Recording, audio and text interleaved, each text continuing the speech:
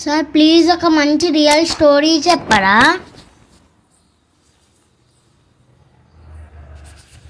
Okay children's, students, మీ అందరికీ 4 పేర్లు చెప్తాను.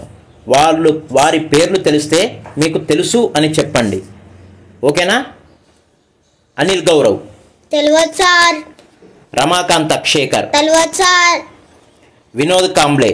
తెలుసు sir, best cricketer. Sachin Tendulkar. తెలుసు సార్, గాడ్ ఆఫ్ క్రికెట్.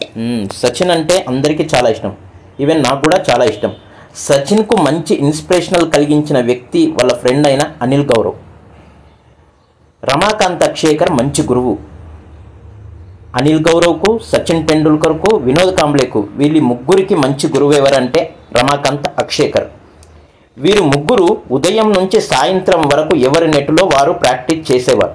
ఒకరి నెట్టులోకి ఇంకొకరు పోకూడదు. కానీ అనిల్ గౌరవ్ మాత్రం 3 నెట్టులలో ప్రాక్టీస్ చేసేవాడు. గురువుకు అతని మీద, అతని ఆట మీద అంత నమ్మకం ఉండేది.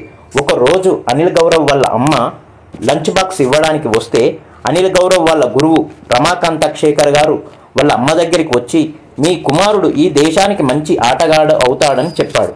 కానీ అనిల్ గౌరవ్ వాళ్ళ బ్రదర్ అజిత్ ఏదో కేసులో ఇరుక్కోవడం వల్ల అనిల్ గౌరవ్ వాళ్ళ అమ్మ ఇద్దరు ఆ కేసులో తిరగడం వల్ల క్రికెట్ మీద ఇంట్రెస్ట్ తగ్గడం జరిగింది.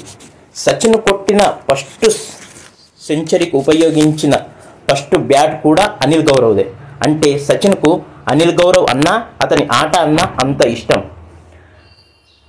అనిల్ గౌరవ్ చెడు అలవాట్లకు అలవాటై క్రికెట్ మీద నుంచి దృష్టి తగ్గింది. కానీ సచిన్ అలానే ప్రాక్టీస్ చేస్తూ మంచి ప్లేయర్ అయ్యాడు. అందుకే స్టూడెంట్స్, మీరు కూడా మంచిగా చదువుకొని మంచి హార్డ్ వర్క్ చేసి మంచి పేరు తెచ్చుకోవాలని కోరుకుంటున్నాను. సూపర్ ఉంది సార్ స్టోరీ.